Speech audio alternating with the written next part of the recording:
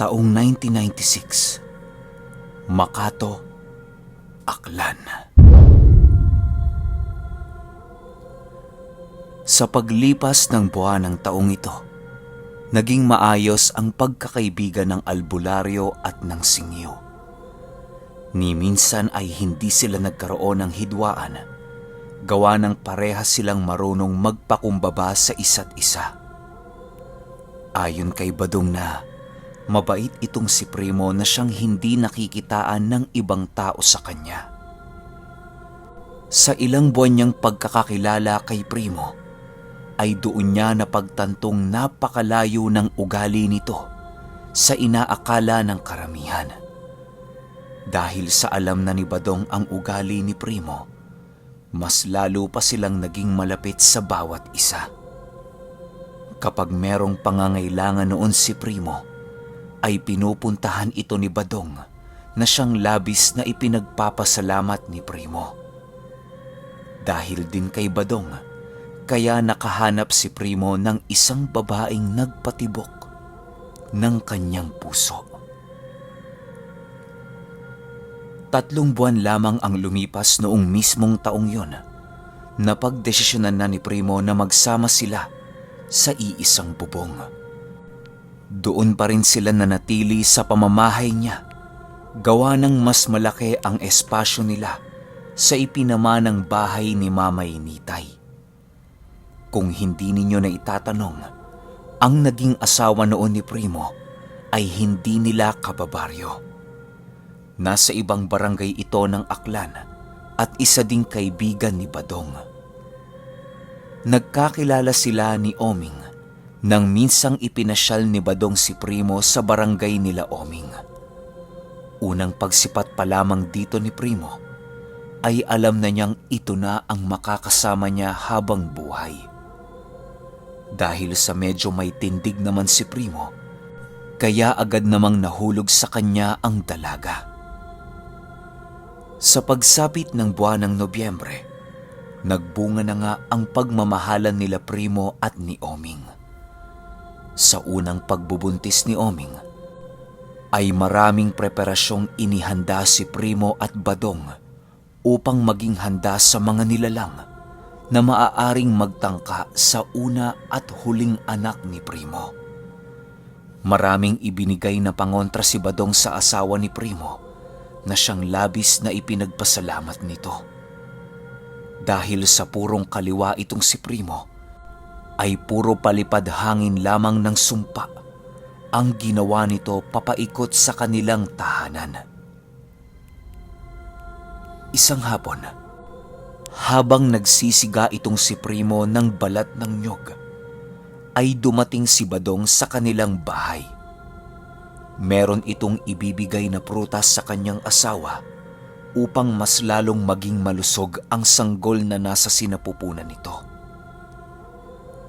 Salamat Badong ha. Napakalaki talaga ng nagagawa mong tulong sa akin. Wika ni Primo. Ay sus, wala yung Primo. Ikaw pa ba? Malakas ka sa akin eh. Sagot naman ni Badong. Habang sila ay nag-uusap, panay pasiga naman ang ginagawa ni Primo. Makalipas lamang ang ilang minuto, ay tinawag na si Primo ng kanyang asawa, gawa ng magluluto na ito ng kanin. Si Badong naman noon ay sumama na din kay Primo papasok sa kanilang tahanan. Habang abala si Primo sa pagluluto, ay panay ang pagkwento ni Badong tungkol sa mga pangontrang kailangang panatilihin ni Primo sa kanilang tahanan. Kahit purong kaliwa si Primo, ay nagawa naman siyang matanggap ni Oming ng buong puso. Hindi hadlang kay Oming ang pagmamahal niya kay Primo sa nakamulatang paniniwala nito. Ang tanging nais lang noon ni Oming ay ang pag-uugali nitong si Primo. Kahit sa pagkakaalam ng karamihan sa kanilang baryo ay masamang tao ito, ibang-iba naman ang pananaw ni Oming sa kanyang asawa. Ayon kay Oming, na labis na maalalahanin si Primo sa kanya. Hindi din siya nito pinapalaba ng kanilang mga damit o kahit anong mabibigat na trabaho sa kanilang bahay. Tanging pagluluto lamang ng ulam ang trabaho ni Oming, sa kadahilanang hindi gaanong masarap magluto itong si Primo. Sa pagtagal ng pag-uusap ni Badong at Primo, biglang nadapo ang paksa ng kanilang usapin tungkol sa mga aswang. Alam ni Primong totoo ang mga ganoong uri ng nilalang, sa kadahilanang maraming beses na siyang nakasaksi at nakasagupa ng ganitong uri. Oming, iwas-iwas muna ngayon ha. Medyo lumalaki na kasi ang tiyan mo, kaya marami ng aswang ang makakaamoy dito.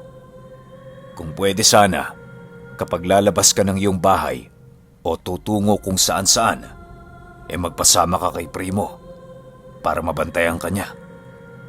Wika ni Badong. Huwag kang mag-alala, Badong. Palagi ako nakabuntot dyan. Ang pagbabantay ko kay Oming ay higit pa sa buhay ko. Ngayon pa ba ako magpapabaya kung saan magkakaroon na ako ng tagapaghalili? Pabirong sagot naman ni Primo. Hay naku, Badong. Yang kaibigan mo palaging tagapaghalili ng kanyang aral ang palaging iniisip. Dagdag ni Oming. Tanging pagtawa na lamang ang naigante ni Primo sa kadahilanang pansin niyang medyo iritable na itong kanyang asawa.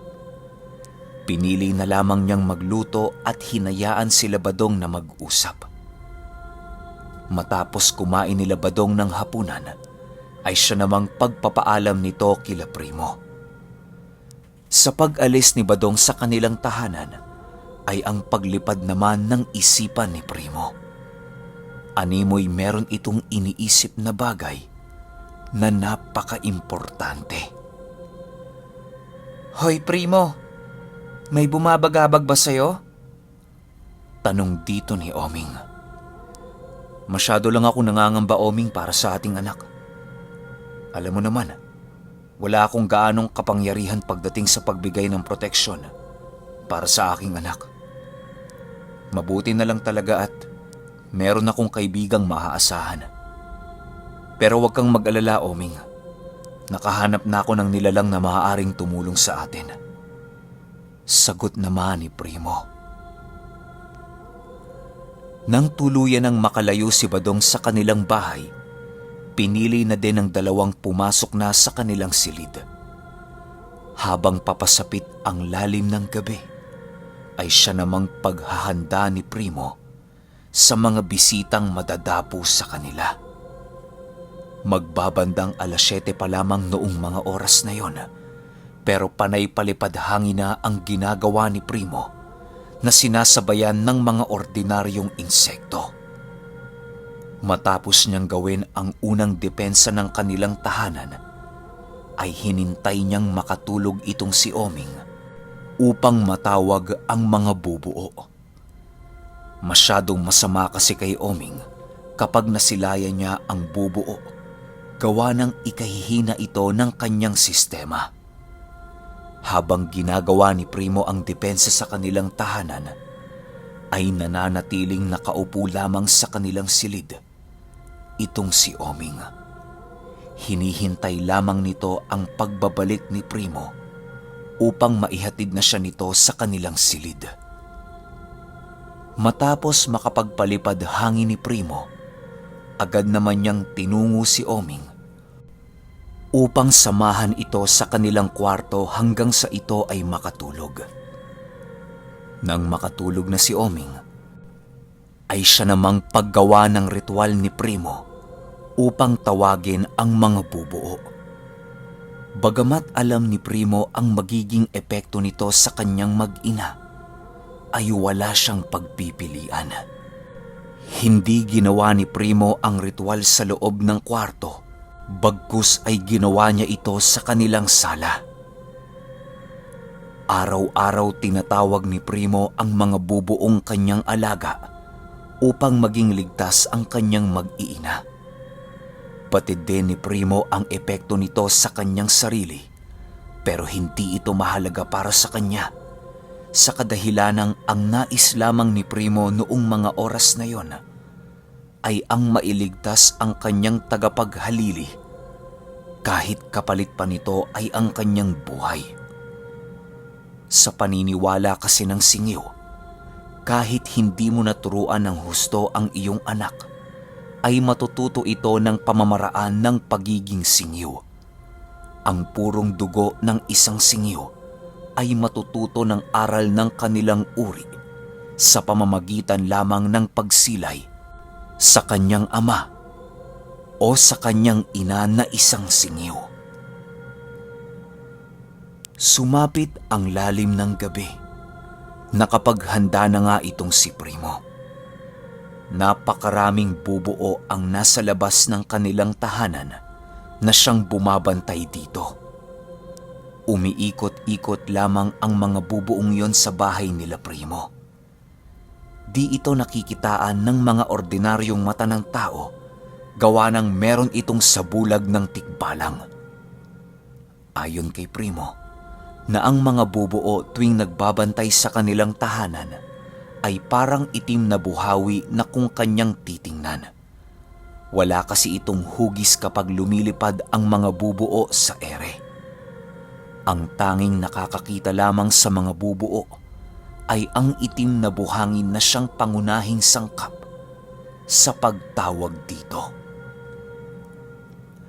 Dagdag pa ni Primo na masyadong mabagsik ang mga bubuo sa ibang nilalang na lalapit sa pinagbabantayan nito. Kapag nakakakita ito ng nilalang na papalapit sa lugar na kanilang binabantayan, ay siguradong pagtutulungan nila ito hanggang sa makaramdam ito ng takot sa kanilang sarili. Sa oras na makaramdam ang nilalang na yon ng takot, ay siya namang pagpahintulot nito sa mga bubuo na kitilan siya ng buhay. Ang takot sa sarili ang nag-uudyok sa mga bubuo na pumatay ng mga nilalang. Kapag ikaw ay walang takot, siguradong wala kang dapat ipangamba sa mga ito. Ang tanging ipapangamba mo lamang ay kapag nautusan ang mga bubuo, nakitilan ka ng buhay. Sa paglalim ng gabi, nakakaramdam na si Primo ng kakaibang oras sa paligid. Animoy kahit nakalatag na ang depensa ni Primo, ay meron pa ring mga pangahas na lumalapit sa kanilang tahanan. Sa paglipas ng minutong pagmamasid ni Primo, doon na siya nakakalanghap ng kakaibang amoy sa paligid. Ang mga bubuong pinabantay ni Primo ay ramdam na niya ang pagbilis ng pag-ikot nito sa kanilang tahanan. Dahil sa mga nangyayari, ay piniling lumabas ni Primo ng kanilang tahanan. "Sino yan?" Sigaw ni Primo sa labas ng kanilang bahay. Kasabay ng pagsigaw ni Primo ay ang pagsipat niya sa kanilang bakuran. Biglang nagulat si Primo nang makita niya ang isang malaking baboy na nakabuwal sa isang malaking puno. Nakahiga lang ito at hindi nakikitaan ni Primo ng panghina.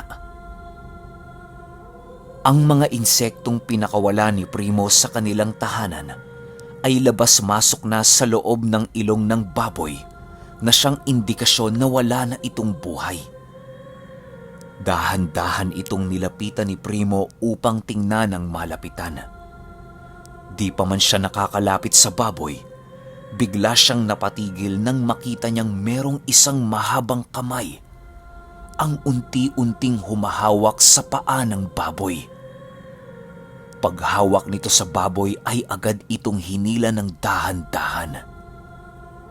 Si Primo naman noong mga oras na yon ay nananatiling nagmamasid sa susunod na gagawin ng nilalang.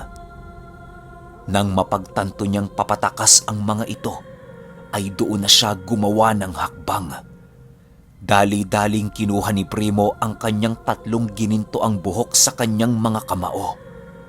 Paghawak dito ni Primo, ay nakaramdam siya ng kakaibang lakas at bilis sa kanyang katawan na siyang naging sanhi upang malapitan niya ang mga nilalang ng isang iglap.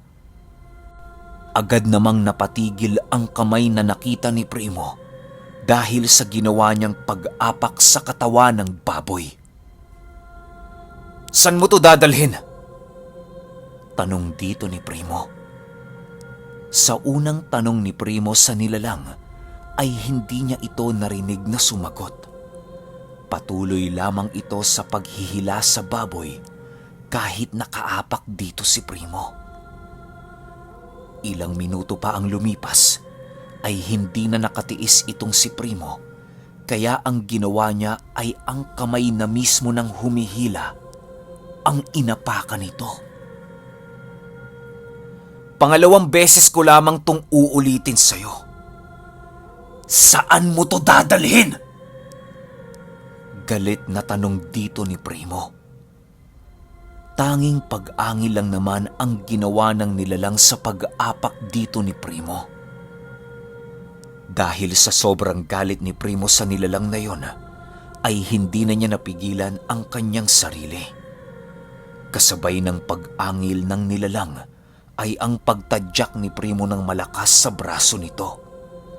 Bali ang butong nagdudugtungan sa braso ng nilalang na yon dahil sa lakas ng pagtadyak dito ni Primo.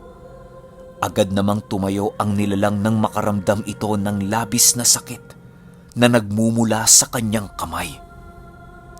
Pagtayo ng aswang sa harapan ni Primo ay agad niyang hinawakan ang ulo nito at tinitigan ng malapitan.